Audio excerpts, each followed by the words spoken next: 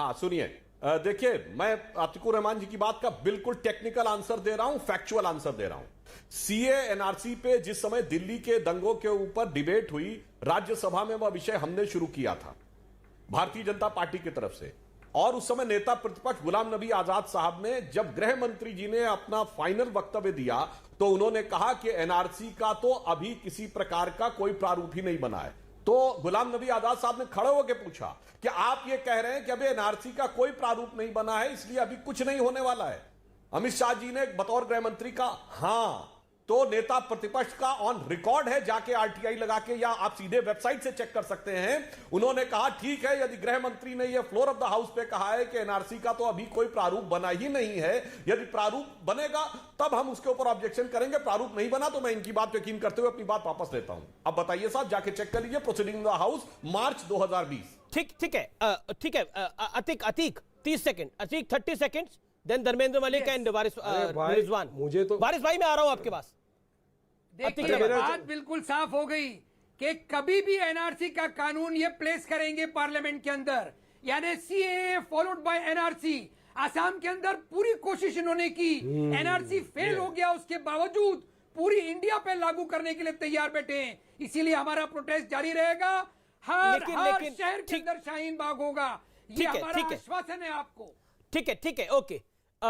Rizwan 30 second, Rizwan 30 second, then Waris Pathan and then Dharmendra Malik. Amish भाई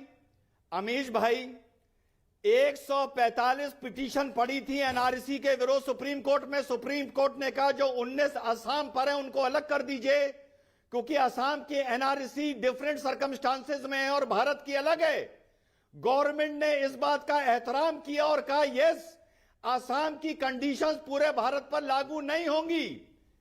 यह बात तभी मेरे मुंह से एक जाहिल वर्ड निकलता है, ये इन लोगों को बात समझ में नहीं आएगी, क्योंकि जब तक मुसलमान का खून इनकी शेरवानी से नहीं लगेगा, इन लोगों के कलेजे को ठंडक नहीं पहुंचेगी। ये अपने घरों में सुरक्षित रहेंगे और मरेगा आम मुसलमान, गरीब मुसलमान, रिक्शे तांगे वाला मुसलमान। और ये जो कहते हैं कि जिंदगी मौत अल्लाह के हाथ में है, ये अपने घरों में सिक्योरिटी के साथ बैठे रहेंगे और ड्राइंग रूम में बैठ के बयानबाजी करते रहेंगे, और मर रहा होगा गरीब मुसलमान, गरीब हिंदू।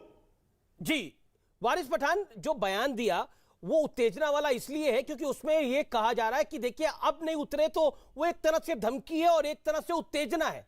क्या आपको लगता नहीं है कि इससे एनआरकी बढ़ेगी? देखिए अमीश भाई, दो बातें मैं जरा सुधांशु भाई को भी बोलना चाहूंगा। उनको डायलॉगबाजी बहुत पसंद है। मैं बताऊंगा कि हमारे देश के किसानों ने एक डायलॉग को सिद्ध कर दिया कि दुनिया झुकती है झुकाने वाला चाहिए, सरकार है झुकती है झुकाने वाला चाहिए। अगर हम नॉन वायलेंस रीत से पीसफुल प्रोटेस्ट करें तो सरकार को भी अपने घुटने टेकने पड़ते हैं। अब एक और हंसा। अब बात नंबर 2, सुधांशु भाई आपने कहा आसाम की बात, तो आसाम में किस तरह का हुआ था एनआरसी? करोड़ों रुपया टैक्स पेयर का खर्चा कर दिया आपने और क्या निकला? खोदा पहाड़ निकला चूहा। किसानों को भी यही लॉलीपॉप आपने दिया था कि एमएसपी का जो ये कानून है, कृषि कानून, बहुत फायदेमंद है आपके लिए, इससे बहुत किसानों को फायदा हो जाएगा। फिर क्या हो गया? आपको कानून वापस देना पड़ा। यही आप बोल रहे हो कि एनआरसी सीए से देश के मुसलमानों को फरक नहीं पड़ेगा, मगर हमको मालूम है कि भाई जो ओवैसी साहब बोल रहे हैं क्या वो तर्कसंगत है? क्या वो संविधान के दायरे में है जो ओवैसी साहब बोल रहे हैं, जिसमें ललकारने की बात है, जिसमें उकसाने की बात है? हम लोगों को नहीं, आप इसको अपने नजरिए से देख रहे हो, अपने नजरिए से किसी भी नजरिए से देख रहे हो। लोगों को जगाया नहीं, किस बात के लिए जगाया कि 70 किस साल बात के लिए? सेक्युलर पार्टीज ने आपके साथ ये कहना कि तुम सड़क पे उतरो, मरना जीना तो अल्लाह के हाथ में है, ये उकसाना नहीं तो क्या है? देखिए इसमें दो राय है ही नहीं। जीना मरना, जिंदगी मौत अल्लाह के हाथ में, ईश्वर के हाथ में। आप मानते नहीं मानते कि आपके हाथ में? अगर अल्लाह चाहे कि आपको उठा ले तो क्या डॉक्टर बचा सकता है आपको? नहीं बचा। पर मैं अगर सड़क पर यह बोलूं कि बाहर निकलो, मरना जीना, मरना जीना तो ईश्वर के हाथ में है, महादेव के हाथ में है, आओ सड़कों पे निकलो, दो हाथ हो जाएगा, तो क्या मतलब है इसका? इसका मतलब यह है, उन्होंने ये कहा कि दो हाथ हो जाएगा, उन्होंने ये कहा दो हाथ हो जाए, उन्होंने क्या कहा? जीना मरना अगर अल्लाह के हाथ में है, बेशक जागो, जागो, अपने वोट का इख्तियार यूज करो और वोट दो ऐसे लोगों को जो तुम्हारे लिए लड़ते हैं। ये जगाना है किससे? ओके, सुधांशु त्रिवेदी, ये जगाने की बात है। Dharmendra Malik, okay, Sudhanshu Trivedi, quick rebuttal. नहीं बनाया सुधांशु, हम जा रहे हैं मुसलमानों को लीडर बनाने, क्योंकि दूसरी जो पार्टियां है ना उनको मुसलमानों के वोट चाहिए अमीश भाई, मगर मुसलमानों के लिए कुछ करना नहीं है। प्रॉब्लम लेकिन मुसलमान को सड़क पे उतारकर मरना जीना अल्लाह के हाथ में डालकर आप पॉलिटिक्स नहीं कर रहे। सुनिए जी, सुधांशु त्रिवेदी जवाब। वारिस पठान सुधांशु जी आपको बोलता जा रहा है कि वारिस सुधांशु त्रिवेदी, अब इस देश में ऐसा होगा कि लोकतंत्र पर धमकी तंत्र हावी होगा। इस देश में ऐसा होगा, मोहब्बत है, मोहब्बत है, जिसको लगेगा कि उसके अनुसार कानून नहीं बन रहा वो सड़क पे उतरेगा, वो सड़क पे उतरेगा और यही सब तमाशा करेगा। आपने देखा ओवैसी साहब क्या कह रहे हैं कि शाहीन बाग बनवा दूंगा मैं दोबारा उत्तर प्रदेश के अंदर। सुनिए, देखिए जो ओवैसी कह रहे हैं वारिस पठान, अगर आप किसानों की बात को बताइए कि शाहीन बाग में वायलेंस हुआ था, किसान अरे हम तो संविधान के दायरे में रहकर कर रहे थे हमारा आंदोलन। हाँ, आंदोलन कर रहे थे पीसफुल वे में। कहाँ वायलेंस हुआ बताओ, कहाँ वायलेंस हुआ अमीश भाई? शाहीन बाग में कहाँ वायलेंस हुआ था? नहीं हुआ था। आप गलत इल्जाम लगा रहे हो यार, गलत बात है अमीश भाई, गलत। पठान साहब बहुत देर बोल रही है देश के सामने, आपको आप लगातार बोल रहे हैं भाई, अब दूसरे को भी बोलने का मौका दीजिए। वारिस पठान साहब आप सुनिए, किसानों ने क्या कहा? साल तो खामोश बैठे, बाजार पे भरोसा नहीं है। 70 साल खामोश थे, अब तो बोलने दो। अरे भाई क्या तरीका है? आप ये भाषण नहीं, तकरीर नहीं है जनाब, ये डिबेट है। अब आप बोल चुके अपनी बात, तो मैं बोलूं? ठीक।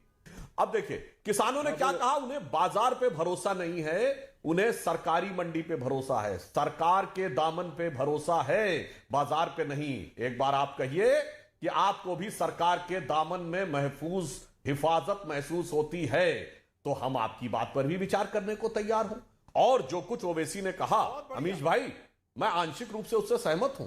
मैं भी ये कहना चाहता हूं, मुसलमानों जाग जाओ।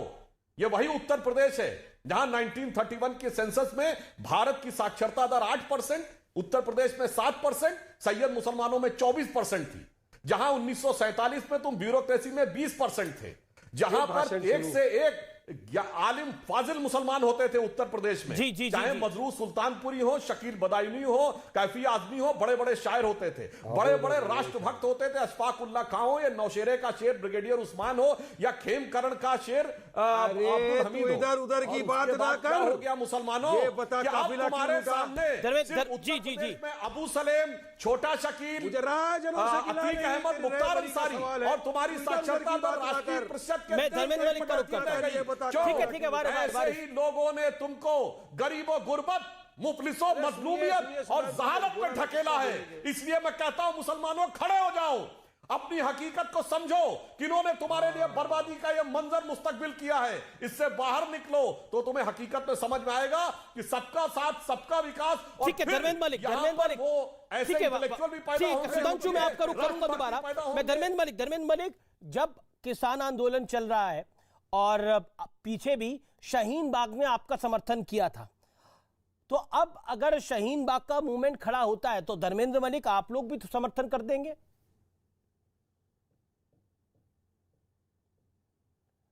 नहीं, मैं समर्थन करने का फैसला करने वाला कौन होता हूं जी? ये तो हमारे जो नेता है वो इसका जवाब दे सकते हैं, या जो बड़े लीडर्स हैं वो अलग मसले हैं, ये अलग मसले हैं। आप दोनों का कंपैरिजन नहीं कर सकते। धर्मेंद्र जी, मैं आपकी बात से सहमत हूं। मैंने तो वो कानून भी नहीं पढ़ा, लेकिन नहीं मैंने तो इन्हीं दोनों को साथ जोड़ दिया गया है। धर्मेंद्र मलिक, इन्हीं को साथ जोड़ दिया गया है। नहीं, वो तो अपनी बात है। देखिए वो तो एग्जाम्पल की बात है। जो कानून हमने पढ़ा ही नहीं, जिस कानून के बारे में हम जानते ही नहीं, हम उसका समर्थन अभी कैसे कर देंगे जी? पॉइंट है आपकी बात के अंदर।